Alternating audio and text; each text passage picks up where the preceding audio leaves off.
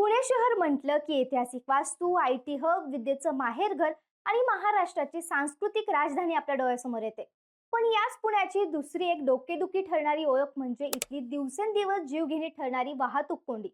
वाढते शहरीकरण, आयटी पार्कचा विस्तार आणि वाहनांची वाढती संख्या यामुळे पुण्याचे रस्ते आता अपुरे पडू लागले आहेत. परिस्थिती अशी आहे की जमिनीवर आता नवीन रस्ते रुंद करायला अजिबात जागा उरलेली नाही. मग आता पुण्याच्या या वाहतुकीच्या चक्रव्यूहातून बाहेर पडायला उपाय काय? याच प्रश्नाचं उत्तर शोधण्यासाठी महाराष्ट्र सरकारने आणि पुणे महापालिकेने एक अत्यंत धाडसी आणि महत्वाकांक्षी पाऊल उचललं आहे. पुण्याची वाहतूक कोंडी कायमची फोडण्यासाठी आता थेट अंडरग्राऊंड रस्ते तयार केले जाणार आहेत.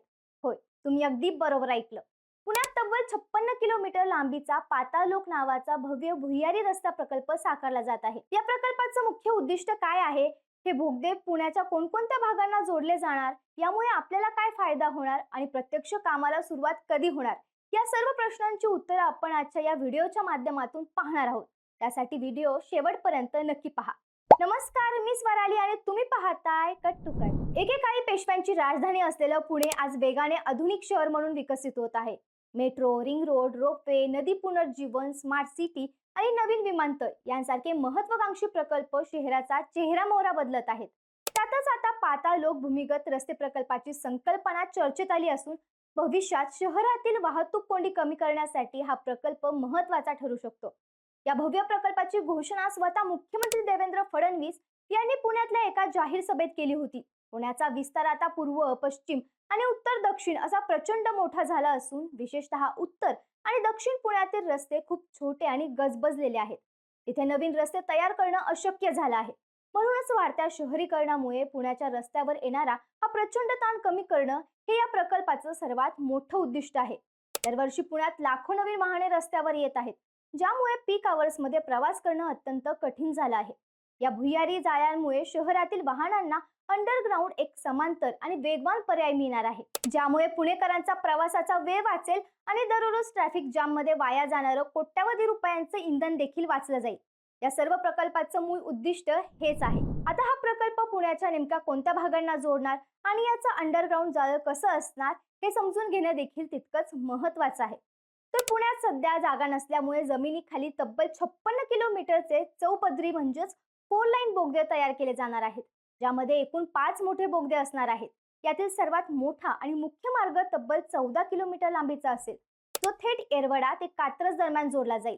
हा मार्ग पूर्ण झाल्यास सातारा रस्त्याकडून थेट नगर रस्त्याकडे जाणारी अवजड वाहतूक शहराच्या मुख्य रस्त्यांवर न येता थेट जमिनी खालून निघून जाईल. या व्यतिरिक्त इतर प्रमुख मार्गांमध्ये येरवडा, शास्त्रीनगर ते कोंडवा खडी मशीन चौक, सिंहगड रस्त्यावरील पु ल देशपांडे उद्यान ते औंध मार्गे जगताप डेअरी, तसेच खडकी ते शास्त्रीनगर चौक, तसेच पु ल देशपांडे उद्यान ते सेवन लव्ह चौक आणि बाणेर पाषाण मार्गाचा समावेश आहे. हे मार्ग पुण्याच्या पूर्व, पश्चिम, उत्तर आणि दक्षिण अशा चारही टोकांना जमिनी खालून परस्परांशी जोडले जाणार आहेत. तसंच या मुख्य मार्गाच्या जोडणीमुळे पुणेकरांना नेमका काय फायदा होणार आहे?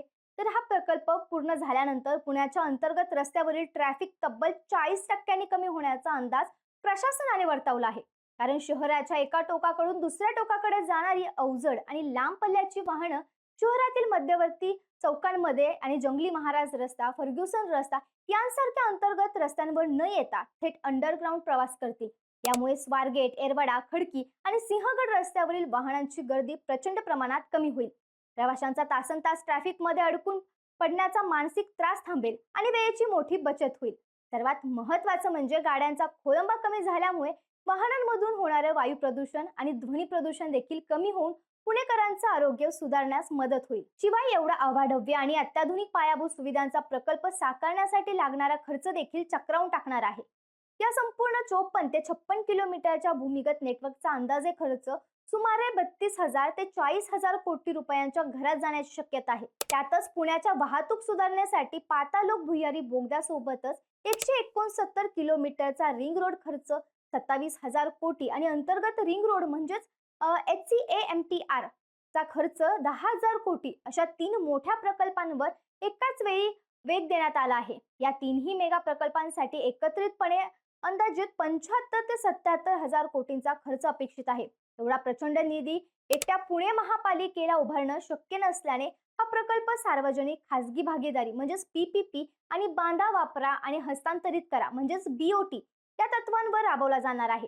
या प्रकल्पासाठी केंद्र सरकारकडून 20% निधी मिळणार असून राज्य सरकारचा 20% हिस्सा असेल आणि उर्वरित 60% निधी कर्ज आणि भागभांडवलाच्या माध्यमातून उभारला जाईल, अशी माहिती महापालिका आयुक्त नवल किशोर राम यांनी दिली आहे. आता या संपूर्ण नियोजनानंतर हा प्रकल्प सध्या नेमका कोणत्या सद्यस्थितीवर आहे आणि काम कधी सुरू होणार असा प्रश्न सगळ्यांना पडला असेल. तर मुख्यमंत्र्यांच्या अध्यक्षतेखाली झालेल्या बैठकीनंतर या पातालोक प्रकल्पाच्या सर्वेक्षणाला प्रत्यक्ष सुरुवात झाली असून ते काम सध्या युद्ध पातळीवर सुरू आहे.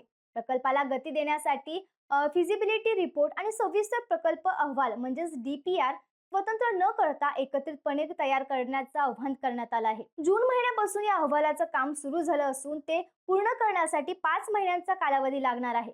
म्हणजेच येत्या नोव्हेंबर महिन्यापर्यंत हा अहवाल पूर्ण होईल आणि डिसेंबर अखेरपर्यंत प्रत्यक्ष बांधकामात सुरू करण्याचं उद्दिष्ट ठेवण्यात आलं आहे.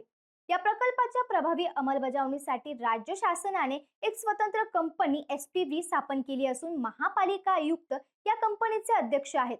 तसेच हा मार्ग दुमजली करायचा की प्रवाशांच्या सुरक्षेच्या दृष्टीने अधिक सोयीचा असलेला दुहेरी भुयारी मार्ग करायचा याची तांत्रिक सुरक्षा पडताळणी करण्यासाठी एका नामांकित आंतरराष्ट्रीय कंपनीची नियुक्ती केली जात आहे. पुण्याच्या भविष्यातील वाहतुकीचा विचार करता हा पातालोक भुयारी मार्ग प्रकल्प अत्यंत महत्त्वाचा आणि गेम चेंजर ठरणार आहे.